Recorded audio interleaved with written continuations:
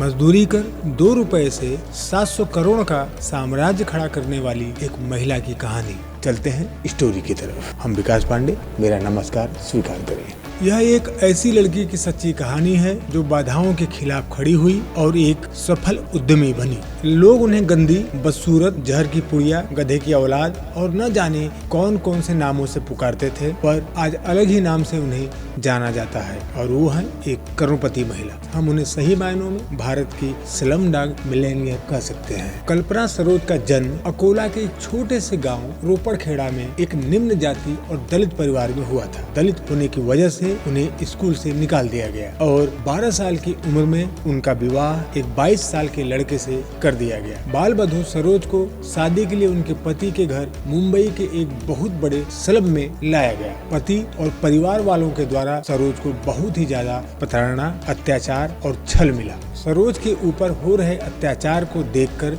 उनके पिता का हृदय पिघल गया और उन्हें वापस घर लेके आए, पर यहाँ भी उनकी राह आसान नहीं थी। समाज के लोगों ने उनका बहिष्कार करना शुरू कर दिया। उनके अनुसार सरोज एक अमर्यादित भारतीय पत्नी थी। इन सब तानों का उन पर गहरा प्रभाव पड़ा और वह अवसाद में चली गई और एक दिन उसने चूहे मारने की दवा खाकर आत्महत्या की कोशिश की, पर नियति ने उनके लिए कुछ और ही सोच रखा था। भाग्य ने उसे बचा लिया। शिक्षा के महत्व को समझती थी, इसलिए सबसे पहले उसने अपनी इस कमी को दूर करने का निश्चय किया। जिस पढ़ाई को उसे बीच में जॉब के कारण छोड़ना पड़ गया था, उसने फिर से शुरू की, पर पढ़ाई का यह निर्णय उसे रास नहीं आया। फिर उन्होंने मुंबई जाकर नौकरी का प्रयास किया, उसमें भी नाकाम रही। कल्पना ने एक कपड़ों के कारखाने में काम शुरू किया, पर वह तो कुछ ज्यादा और बड़ा करना चाहती थी। दलितों को जो सरकार की तरफ से लोन मिलता है, उसका उपयोग कर उन्होंने सिलाई का बिजनेस शुरू किया और यह काम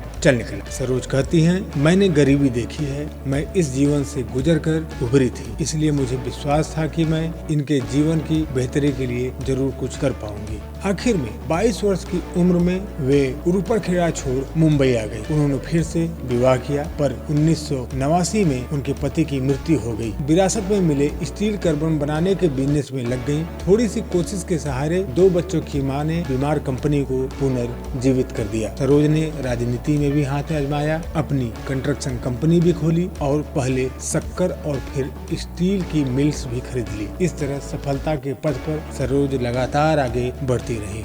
जीवन की सबसे बड़ी चुनौती 2006 में उनके सामने आई, जब उनकी firm Kalpana Saroj and associate ने सुस्त पड़ रही कामिनी ट्यूब्स कंपनी को अपने हाथों में लिया। अपनी मेहनत और कोशिशों से इस कंपनी को प्रॉफिटेबल कंपनी बना दिया। यह कल्पना का ही कमाल है कि आज कामिनी ट्यूब्स 700 करोड़ से भी ज्यादा की कंपनी बन गई है। कल्पना कहती हैं, मैं हमेशा अच्छा करने में विश्वास करती हूँ और दूसरों के लिए भी अच्छा करती हूँ, इसलिए मैं ये जानती हूँ कि हार को जीत में कैसे बदला जाता है। आज के समय कल्पना ने 700 करोड़ का कॉर्पोरेट साम्राज्य स्थापित कर दिया है। उनकी इस उपलब्धि के लिए 2013 में उन्हें पद्मश्री सम्मान से नवाजा गया और बैंकिंग बैकग्राउंड न होते हुए भी सरकार ने उन्हें भारतीय महिला बैंक के बोर्ड ऑफ डायरेक्टर में शामिल किया। उन्होंने न तो MBA की शिक्षा ली और न ही वो ग्रेजुएट है, पर वे अपनी कंपनी का नेतृत्व कर रही हैं और अपने यहाँ ग्रेजुएट्स और MBA वालों को नौकरी दे रही हैं। कल्पना ने बिजनेस के अलावा विद्यार्थियों के लिए पुस्तकालय,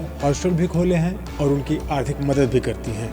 गरीब, आदिवासियों और बुजुर्गों के लिए सुधार के लिए वो आगे आई हैं। जातिवाद और जाति भेदभाव के खिलाफ भी काम कर रही हैं। कल्पना सरोज दृढ़ निश्चय, कठोर परिश्रम, साहस, सहानुभूति और दया की एक मिसाल है। अगर आपको हमारी स्टोरी पसंद आई हो तो हमारे चैनल बूस्ट इंडिया को लाइक करें और सब्सक्राइब करें और हमारे फेसबुक पेज बूस्ट इंडिया को फॉलो करें, लाइक करें। धन्यवाद।